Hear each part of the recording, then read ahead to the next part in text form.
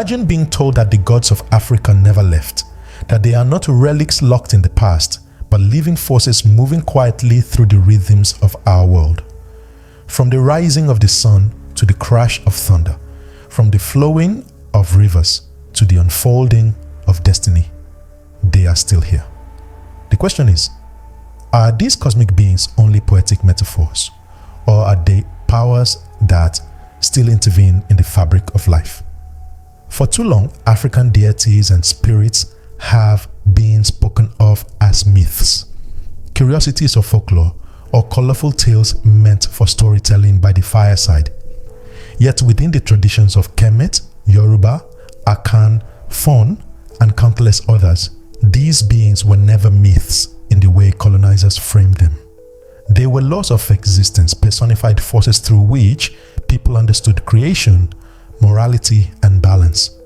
To speak of Shango, Ra, Oshun, or Ma'at was not to speak of imaginary gods, but of thunder, the sun, the river, and the principle of truth. These were not distant beings perched on high thrones, but intimate presences woven into the fabric of everyday life. The fascination lies in this. The African cosmos did not separate the divine from the natural, nor spirit from matter. Every tree had a guardian, every storm had a voice, every heartbeat was linked to a larger cosmic rhythm. To call upon a deity was to call upon a universal law that could shape events, bend outcomes, and restore harmony when disorder threatened the balance.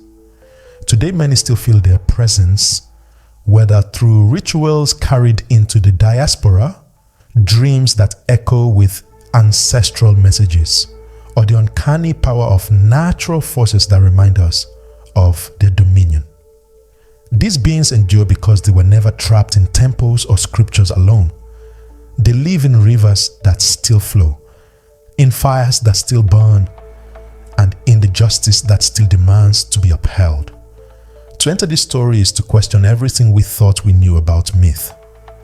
What if African gods are not just memories, but cosmic intelligences still shaping our world? What if their presence is not symbolic but literal, working through nature, history, and the very pulse of humanity? This is the mystery we are about to unfold. To grasp the reality of African cosmic beings, one must first step into the cosmology that gave them meaning. The African universe was never seen as a dead machine of matter spinning through empty space. Instead, it was alive, an endless fabric woven with intelligence, rhythm, and connection. Every star carried significance. Every river moved with purpose.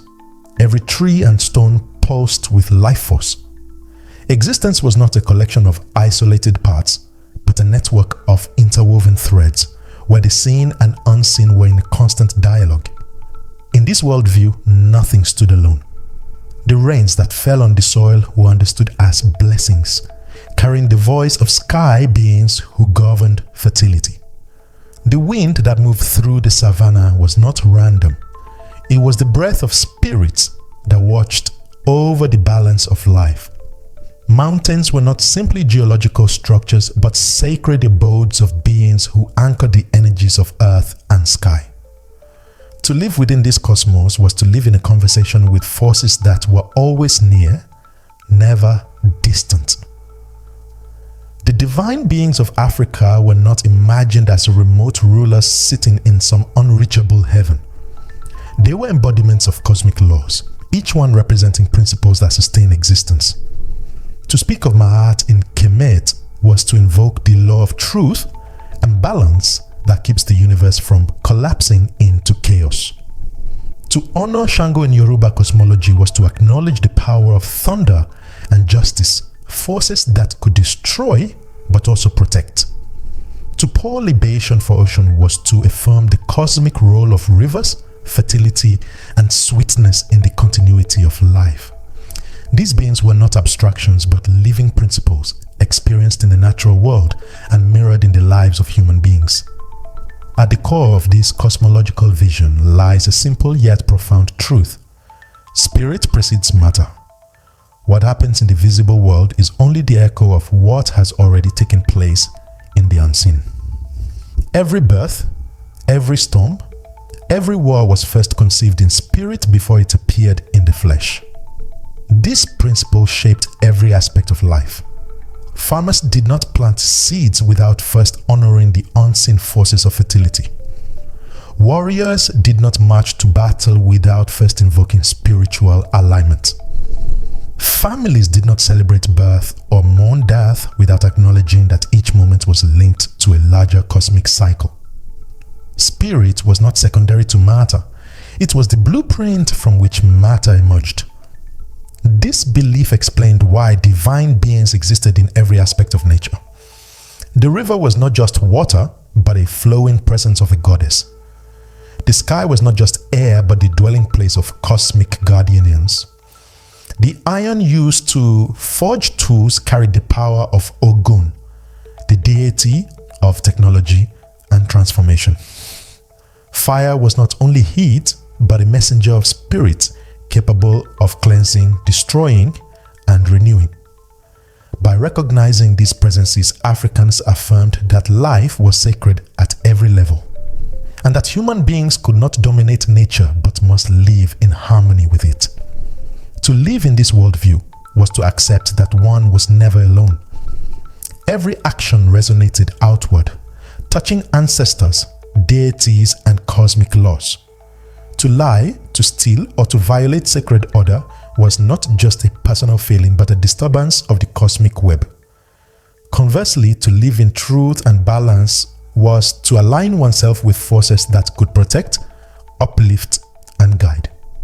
The African cosmological worldview was not superstition but a philosophy of deep relationality, a recognition that the universe itself is alive, moral, and participatory. In this sense, African cosmic beings were never gods, in the narrow Western sense of anthropomorphic deities ruling from afar. They were the intelligences of creation itself, the laws that breathe through thunder, sunlight, rivers, and justice. They were present in every heartbeat, every harvest, every rainfall. And to honor them was to honor life itself. This is the foundation upon which the great traditions of Africa were built, and it is the reason these beings are not merely echoes of the past, but enduring presences still shaping our world. Long before the pyramids rose against the desert sky, the people of Kmet developed one of the most sophisticated cosmologies the world has ever known. At the heart of this spiritual system stood the netu, the so-called gods of ancient Egypt. Yet to call them gods in the modern sense does not fully capture their essence. They were not imagined as distant figures dwelling in unreachable heavens, but as cosmic archetypes, embodiments of the fundamental principles that govern both the universe and human life. Each netu was a living key to understanding reality, and their presence was felt in every sunrise, every act of justice, and every renewal of life. Ra, the great solar force, stood at the center of this vision. Each dawn, when the sun broke the horizon, it was not just the turning of the earth, but the victory of Ra over the forces of chaos. He was creation itself, the eternal generator of light and life, reminding humanity that existence was a gift renewed daily. In honoring Ra, the people of Kmet were not bowing before a ball of fire in the sky. They were aligning themselves with the principle of illumination, vitality, and the eternal return of hope. Even today, every sunrise whispers the same truth. Creation is ongoing, and light still triumphs over darkness. Alongside Ra stood Ma'at, the principle without which neither gods nor humans could survive. Ma'at was truth, balance, and order, the very fabric of harmony that kept the cosmos from collapsing into chaos. In the temples of Kmet, pharaohs swore oaths not to rule by their own might, but to uphold Ma'at. Judges weighed disputes not merely by evidence, but by whether their decisions aligned with her eternal balance. To live against Ma'at was to invite disorder into the universe itself. This principle still governs the world today. For every society that disregards truth and justice eventually collapses under the weight of its own chaos. Ma'at is as alive now as she was thousands of years ago, woven into the moral laws that sustain humanity. Then came Osiris, the Lord of resurrection, death, and renewal. His story was one of betrayal, death, dismemberment, and eventual rebirth. But more than myth, it was a cosmic teaching. Osiris represented the principle that nothing truly dies but transforms, that decay itself becomes the soil of new life. For the ancient Kemites, the cycles of the Nile mirrored his truth. Each year the river would flood, destroying in one sense but depositing fertile soil that brought forth abundance. In Osiris, they saw the guarantee that life, though it falters, always rises again. Even today we live within this principle each time we witness the seasons turn. Each time a seed buried in darkness sprouts into new existence. The netu were never meant to be static tales locked in temple walls. They transitioned from myth to philosophy, becoming living principles that guided thought, governance, and personal conduct. To honor Ra was to cultivate creativity and vitality. To align with Ma'at was to live in truth and justice. To walk with Osiris was to embrace transformation and resilience. These were not gods one worshipped blindly, but cosmic laws one entered into relationship with. Even now, their principles govern our world in ways both subtle and profound. Every time we seek light after darkness, we follow Ra. Every time we demand truth in the face of corruption, we uphold Ma'at.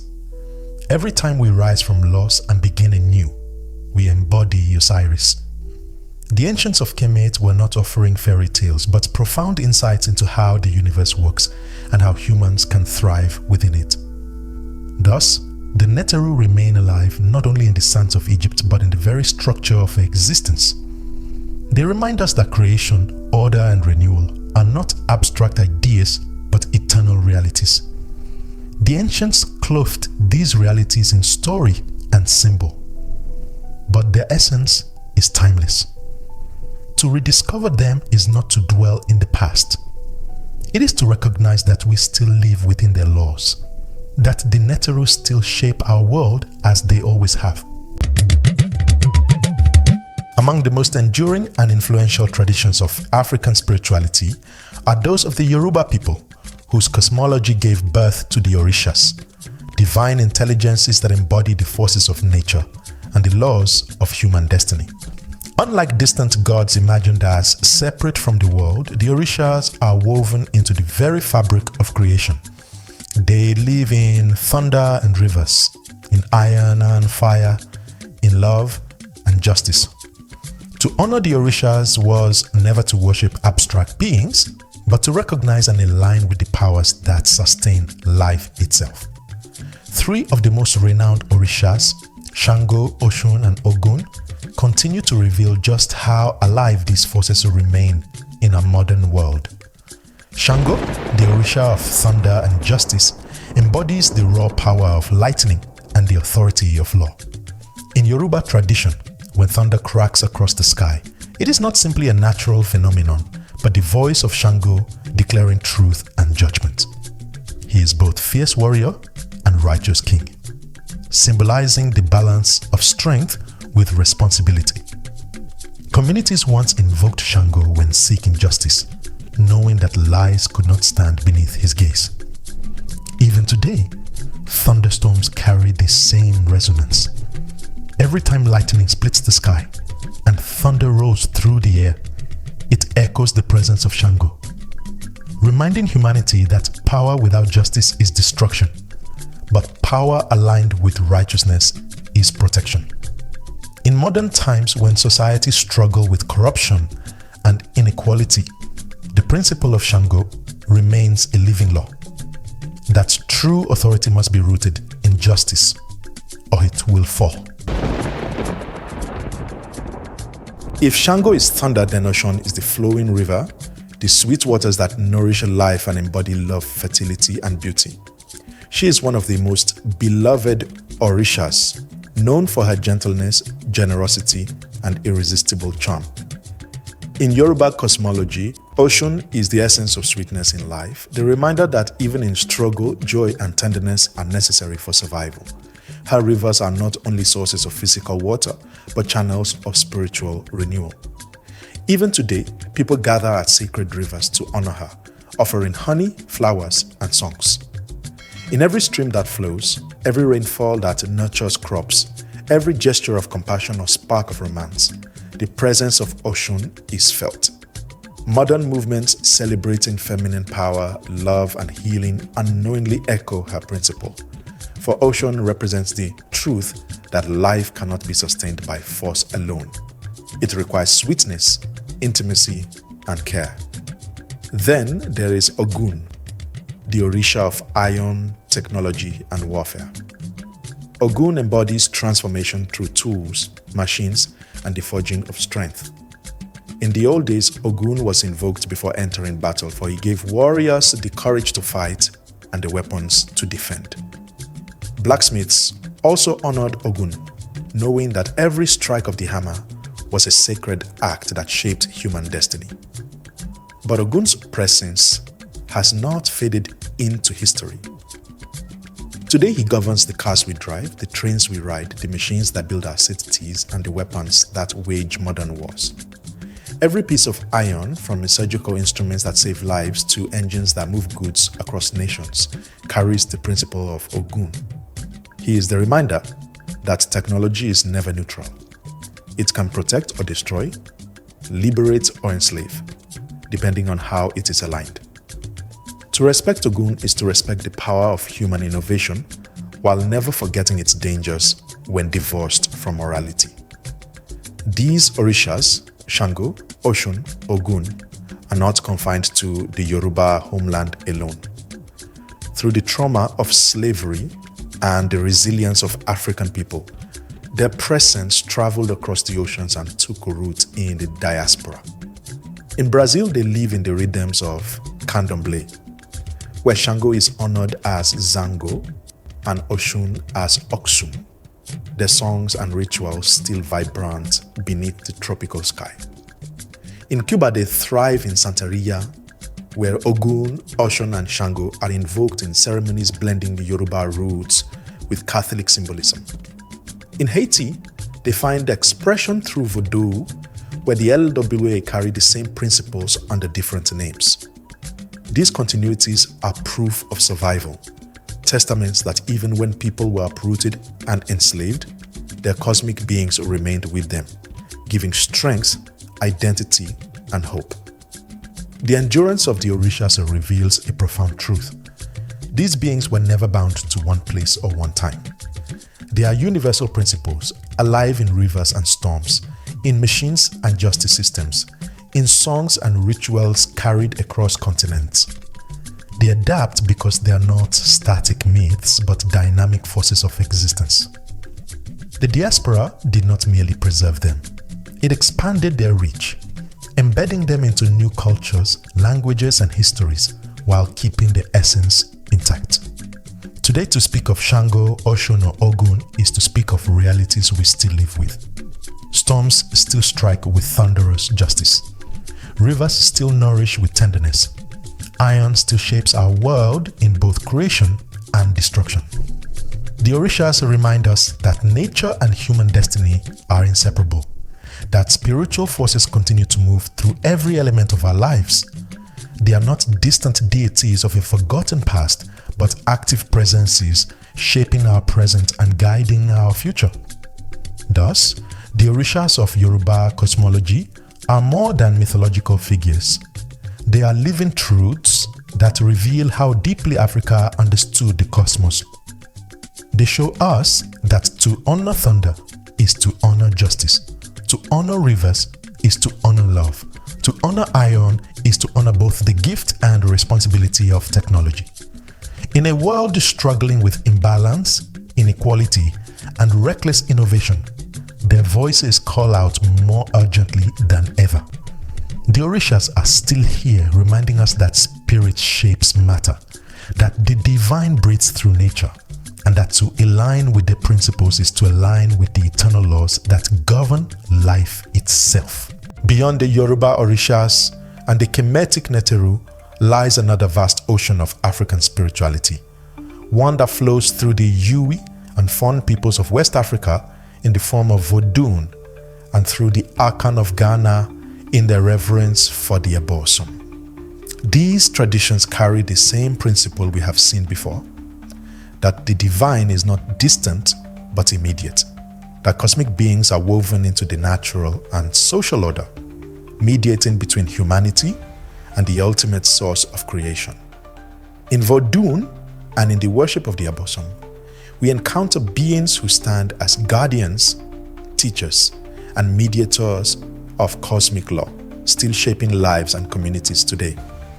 The Vodun spirits of the Fon and Iwi traditions are often misunderstood in the Western imagination, reduced to images of superstition or exotic ritual. Yet within their own context, Vodun is a complex and profound system that reveals the living relationship between humanity, nature, and spirit.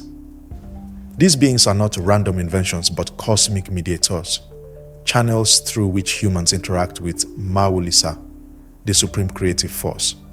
Some govern rivers, others the earth, others fertility, justice, or the mysteries of the sea. Each spirit embodies a law of the cosmos, and communities align with them through rituals, sacrifices, and dances that keep balance within the world. One of the most revered Vodun spirits is Legba, the guardian of the crossroads. Far from being a trickster in the shallow sense, Legba represents access. He is the mediator who opens pathways between the visible and invisible. No prayer, no ritual, no offering can reach the higher spirits without passing through him. This role reflects the broader truth of Vodun, that spiritual beings are bridges, ensuring that humanity can remain in relationship with the forces that sustain existence. When people gather to call upon Legba, they are affirming the necessity of guidance, order, and humility before the mysteries of life. The Akan people of Ghana offer a similar vision through their reverence for the Abosom. These are divine beings associated with rivers, forests, storms, and fertility, each one embodying a particular aspect of Nyame, the supreme creator. The Abosom are not worshipped in isolation, but as reflections of the divine presence immanent in nature. For instance, Tano, associated with the Tano River, is both a guardian of the waters and a dispenser of justice, invoked in matters of truth and fairness. Bosomtwi, tied to the sacred lake that bears his name, represents abundance and renewal. Through the Abosom, the Akan remind us that to honor nature is to honor the divine, and that every aspect of creation is infused with spirit. These traditions endure not merely as folklore, but as living practices that continue to shape communities. Rituals of Vodun are still performed across Benin, Togo, and among the Iwi people of Ghana, where drumming, chanting, and spirit possession create spaces for healing, guidance, and balance. In these ceremonies, spirits may descend upon chosen mediums, speaking through them to offer counsel, warn against disorder, or bless the community. To outsiders, possession may seem strange, but to practitioners, it is a sign of cosmic intimacy, the proof that the universe responds when called upon with sincerity. In Ghana, shrines dedicated to the Abosom remain vital centers of life. Families visit them for blessings before planting crops, for protection during childbirth, and for resolution in disputes. Priests and priestesses act as custodians of this knowledge, interpreting the will of the Abosom and guiding communities toward harmony. Even in urban areas where modernity and technology dominate daily life, many still consult the Abosom, demonstrating that these beings are not relics of a forgotten past, but active presences shaping present realities. The continuity of Vodun and Abosom rituals into the present day carries a profound lesson. These practices remind us that spirituality is not separated from ecology or morality. It is the very framework through which life is sustained. By honoring rivers, forests, storms, and ancestors, communities affirm their interconnectedness with creation. In a world increasingly marked by ecological crisis and moral uncertainty, the wisdom of Vodun and the Abosom reveals an older path: balance, reverence, and relationship with the forces that give life. What makes these traditions powerful is not only their survival, but their resilience. Despite centuries of colonization, demonization, and suppression, Vodun spirits are still invoked. Abosom shrines are still active, and the rituals that connect people to the cosmos still pulse with vitality. They endure because they address needs that remain universal: the search for justice, the desire for fertility, the longing for protection, and the quest for meaning. They remind us that African cosmic beings are not dead myths, but living forces, still shaping the destinies of those who honor them and whispering their truths into the heart of the modern world. In the African spiritual imagination, death was never seen as the end of existence. Instead, it was a passage, a transformation into another mode of being. The ancestors, those who had walked the earth before, were not thought of as gone, but as present in a different form. Cosmic beings who continue to shape the destiny of their families, clans, and communities. To speak of the ancestors was not to speak of the past alone, but of a living force that guided the present and influenced the future.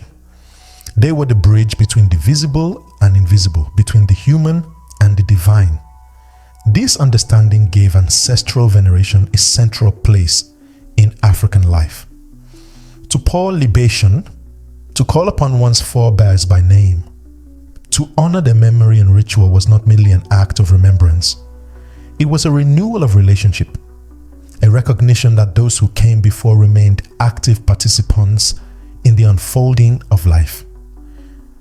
Ancestors were guardians, protectors, and counselors, and their presence could be felt in times of need, crisis, or joy. The African worldview refused to sever the living from the dead, seeing instead a continuum of existence where all were bound together in an eternal circle.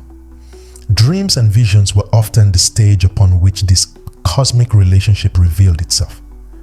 Many traditions across the continent taught that ancestors communicated through the dream world, offering warnings, guidance, or blessings. A person might dream of an elder long gone who spoke a word of advice, revealed hidden dangers, or gave instruction for ritual observance. These dreams were never dismissed as mere imagination. They were treated as messages from the other side, carrying weight and urgency. To awaken from such an encounter was to awaken with responsibility, for to ignore the counsel of ancestors was to risk disharmony. Visions too carried their presence into waking life. In moments of prayer, trance, or ritual, individuals could see or feel the ancestors standing beside them, their presence unmistakable in its strength. In ceremonies, mediums often became vessels through which ancestors spoke, their voices carrying wisdom that transcended the individual and pointed toward the larger needs of the community. Whether in dreams or visions, the message was always clear. The ancestors had not abandoned their children. They walked beside them, unseen but never absent. This constant relationship gave a profound sense of protection. A person who lived in truth and honored their lineage could call upon the ancestors for defense against misfortune, illness, or enemies. The saying that a person with ancestors does not walk alone captured this reality. An individual might feel courage in the face of overwhelming odds because they believed their forebears were with them, shielding them from harm. Families turned to ancestors in times of conflict, asking for their intervention to bring justice or peace. Communities invoked them in rituals of healing, fertility, and prosperity. In every case, the ancestors were understood as active participants, not passive memories. Even today, this ancestral presence continues to shape events. Across Africa and the diaspora, people testify to receiving ancestral guidance in moments of crisis, whether through a dream that saved them from danger or a sudden intuition that felt like the whisper of someone unseen.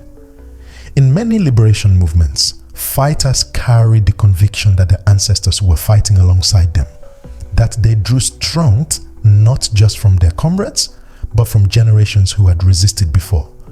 This conviction gave resilience, courage, and an unshakable sense of purpose, proving that ancestral forces remain central even in modern struggles. To see ancestors as cosmic beings is to embrace a vision of life that transcends death and affirms continuity. It is to know that the stories, struggles, and wisdom of those before us are not sealed in the past, but are alive in the present, shaping outcomes and guiding choices. The African worldview insists that life does not end at the grave, but expands into a broader realm of influence and presence. The ancestors are the eternal companions of the living, the invisible army that ensures humanity never walks alone, and the cosmic voices that continue to shape the destiny of the world. To speak of African cosmic beings is not to recount myths preserved in dusty archives. It is to acknowledge presences that remain alive, shaping the fabric of existence in ways both subtle and profound. These deities, spirits, and ancestral forces were never simply cultural stories. They were and remain the laws of life, embodied as intelligences that move through thunder, ruvos, dreams, and justice. When we understand them not as relics of the past, but as active realities, the world opens itself to a deeper truth. Africa's cosmic beings are still here, influencing our lives whether we recognize them or not. This enduring power was not lost on colonizers. Far from dismissing African spirituality as harmless superstition, many colonial powers deeply feared it. They understood that behind the rituals, chants, and shrines lay something more potent than steel. A worldview that gave people strength, unity, and resilience. Missionaries and administrators worked tirelessly to demonize these beings precisely because they threatened the project of conquest. If Africans continued to believe that thunder carried justice, that rivers held divine guardians, and that ancestors walked with the living, then no amount of guns or laws could fully subdue them. To break African people, colonizers knew they had to break their connection to the cosmos. Yet even in the face of suppression, the cosmic beings endured. They crossed the Atlantic in the holds of slave ships, hidden in memory and ritual, re-emerging in Candomblé in Brazil, Santeria in Cuba, Voodoo in Haiti, and countless other forms of diasporic survival. In liberation struggles, freedom fighters invoked the spirits of their ancestors, seeking strength from the unseen to confront overwhelming odds. Rituals were performed in forests, on battlefields, and in secret gatherings, affirming that cosmic beings stood with the oppressed against their oppressors. It was not only weapons that sustained these struggles, but the certainty that the cosmos itself demanded freedom and justice. Today, the relevance of these beings remains as urgent as ever. They remind us that life is more than matter, that the truth, justice, and balance are not human inventions but cosmic laws. They remind us that the fight for liberation is never fought alone, for the ancestors and cosmic forces walk with us still. In reframing them as active presences, we discover that Africa's cosmic beings are not distant echoes of forgotten myths, but living allies in the ongoing struggle for harmony, freedom, and resilience. The journey through Africa's cosmic beings reveals not a collection of myths, but a philosophy, a science, and a living memory that continues to pulse through the veins of our world. To speak of the netu, the orishas, the Vodun spirits, the Abosom, and the ancestors is to speak of principles that transcend time and geography. They are not frozen in the past, nor are they fragments of forgotten traditions. They are intelligences of the cosmos, breathing through thunder and sunlight, through rivers and iron, through dreams and visions, through justice and truth. To dismiss them as superstition is to misunderstand the profound ways in which African thought mapped the relationship between humanity and the universe. When we step back, we see that these beings offered more than religious devotion. They offered a framework for survival, balance, and flourishing. Ra was not just a sun god, but the reminder that light always triumphs over chaos. Ma'at was not a goddess of truth alone, but the cosmic law that societies must uphold if they are to endure. Shango, Oshun, and Ogun are not simply Yoruba deities, but eternal presences in storms, rivers, and the tools of technology that still shape our world. The Vodun spirits and Abosom remind us that nature is alive, sacred, and demanding of respect. And the ancestors remind us that death is not an ending, but a transformation into protection and guidance. Together, these beings are not abstract figures, but living guides, maps to understanding existence itself. In an age of crisis, their wisdom speaks with even greater urgency. As humanity faces ecological destruction, these traditions remind us that rivers, forests, and skies are not resources to exploit, but sacred presences to honor. As societies grapple with corruption and injustice, the principles of Ma'at and Shango insist that truth and balance cannot be ignored without consequence.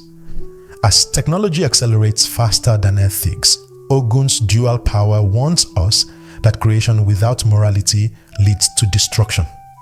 And as individuals search for meaning in a world of fragmentation, the ancestors whisper that we are never alone, that we walk within an unbroken lineage of spirit and resilience. Reclaiming these cosmic beings is not about returning to the past, but about recognizing their relevance in the present and future.